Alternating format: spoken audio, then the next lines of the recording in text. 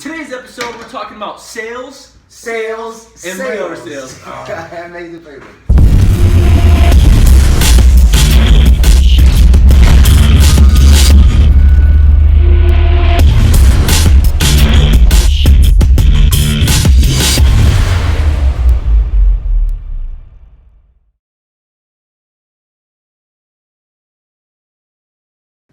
What's up, everybody? Welcome back to episode 11 of Hashtag Ask Chris Ake. You know what this time? What's up?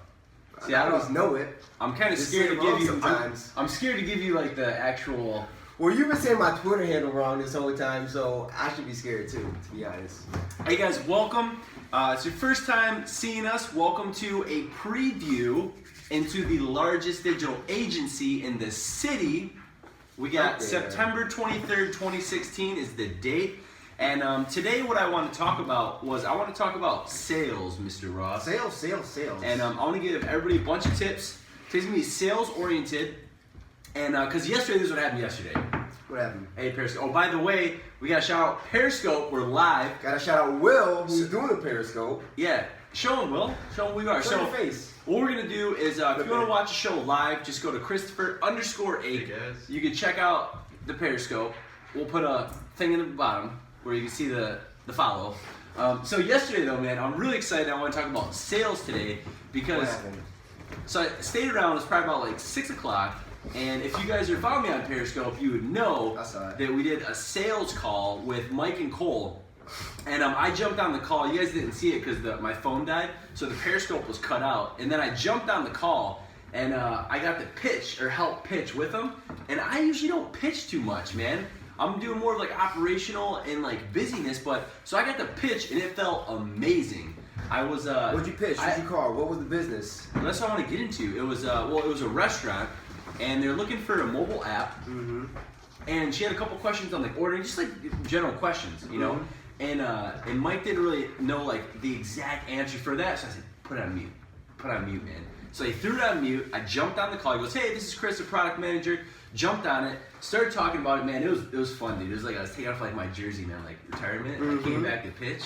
It was really fun. So what I want to talk about sales tips with you guys, and what I want to talk about is, all right, so that situation yesterday, I don't know yours, but I want to find out your process after, because I want to give my process. So let's say that you meet with somebody who's kind of interested, right, and they're like, yeah, that could be interested, but then what's that process until you get them to close? Either yes or no. Someone who's kind of interested is obviously good, right? They're kind of interested. They've been looking, they know the product, they know what's important.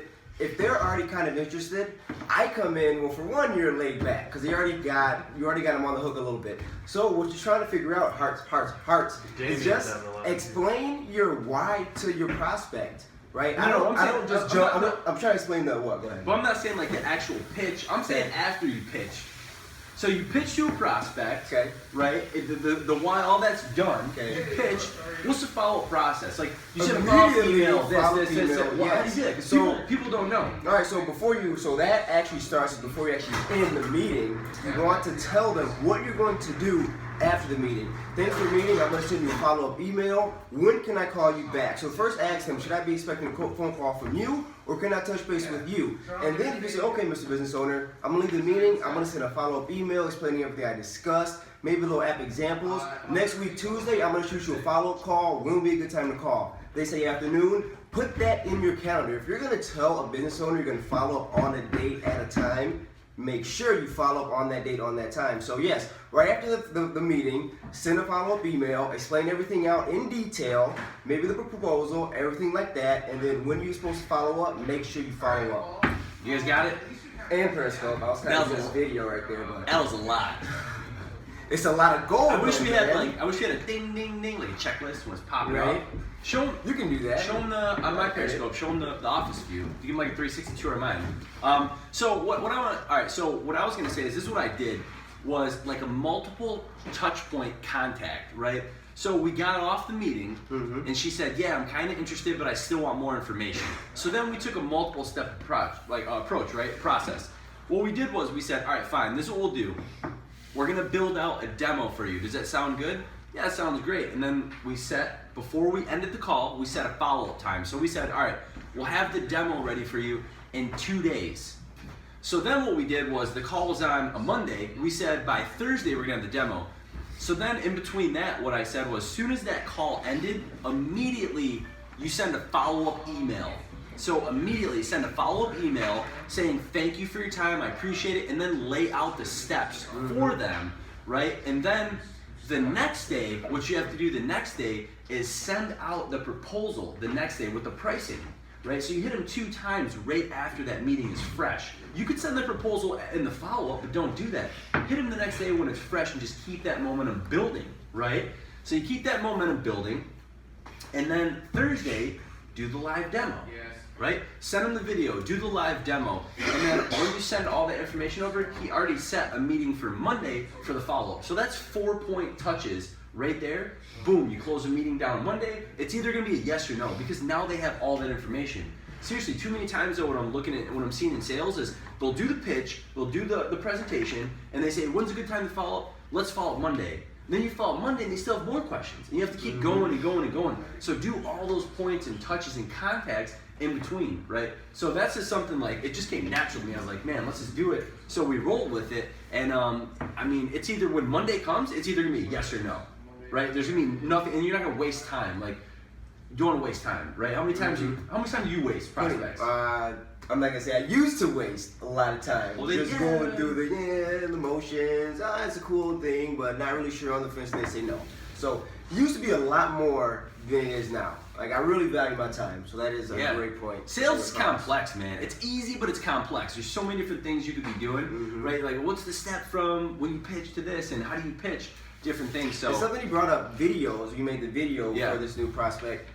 Great example. I do that. Like we're doing now? Like we're doing now. If a client touches base, they have a question about a feature I discussed or just need more clarification, instead of writing an email, instead of doing a phone call, I do that too. I'll jump on, make a short video, 5 to 10 minutes, just going through a demonstration, send that over. Immediate responses after. Thanks so much. I understand now. Great feedback. This and that. So making videos and explaining, that's a good great tip way by to do it. Brandon. He gets the thumbs up award today. All right.